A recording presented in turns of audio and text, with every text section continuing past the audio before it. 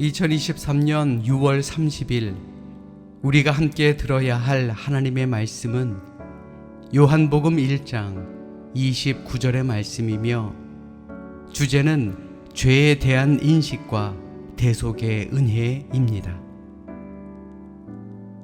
이튿날 요한이 예수께서 자기에게 나아오심을 보고 이르되 보라, 세상 죄를 지고 가는 하나님의 어린 양이로다. 아멘.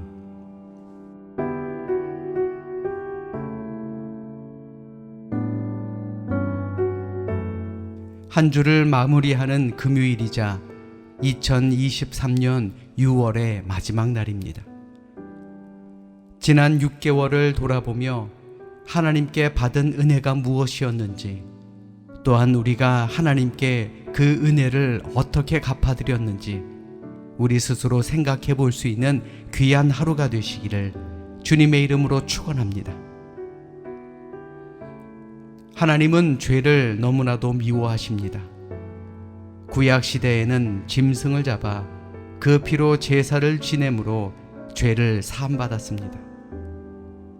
그리고 신약 때에는 예수님께서 십자가에서 흘리신 피를 믿음으로 말미암아 우리는 죄의 사함을 받을 수 있게 됩니다.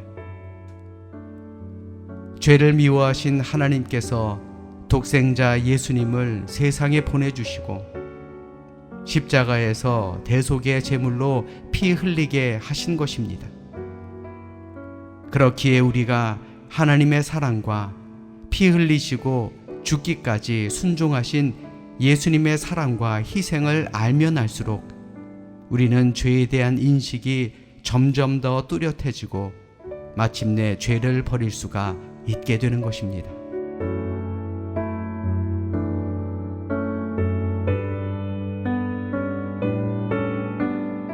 환자가 아픈 곳을 제대로 찾지 못하면 병든 부위를 알 수 없으므로 치료가 어렵습니다.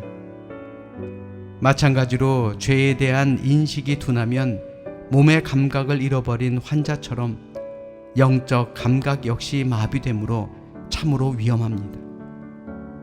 그러니 죄에 대한 인식은 영이 깨어있게 하므로 자신이 무엇을 잘못했는지 알고 주의하며 거룩하고 바르게 살 수 있는 것입니다. 그렇기에 죄에 대한 인식과 죄를 버리고 죄를 피하는 것은 죄를 미워하시는 하나님의 사랑을 받은 자로서 세상 죄를 지고 가는 하나님의 어린 양으로 십자가에 못 박혀 죽으심으로 자신의 몸을 버려 죄를 대속해 주신 예수님의 희생을 아는 자로서 마땅한 도리가 된다라는 것입니다.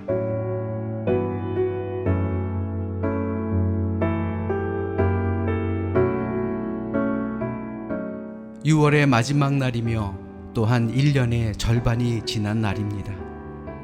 지난 반년 동안 과연 우리는 하나님 앞에서 어떠한 고백을 할 수 있는지 우리 스스로에게 물어봐야 하지 않겠습니까? 과연 우리가 하나님 앞에서 어떤 죄를 짓고 살았는지, 또 그 죄를 다시는 짓지 않기 위해 우리가 어떤 결단을 했는지, 이제 남은 반년 동안 그것을 하나님께 보이는 우리 모두가 되어야 할 줄로 믿습니다. 오늘 하루도 하나님과 은혜의 동행을 이루는 우리 믿음의 사람들 되시기를 주님의 이름으로 축원합니다. 기도하겠습니다. 사랑과 은혜가 충만하신 좋으신 하나님, 우리는 이 세상을 살아가며 죄로부터 자유롭기를 원하지만 결코 그렇게 될 수 없음을 압니다. 예수님의 사랑을 깨달은 자만이 죄를 미워할 수 있음을 저희들 다시 한번 기억하게 하시고 죄에 대해 멀어지는 저희들 되게 하여 주시옵소서.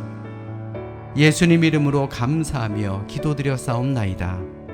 아멘.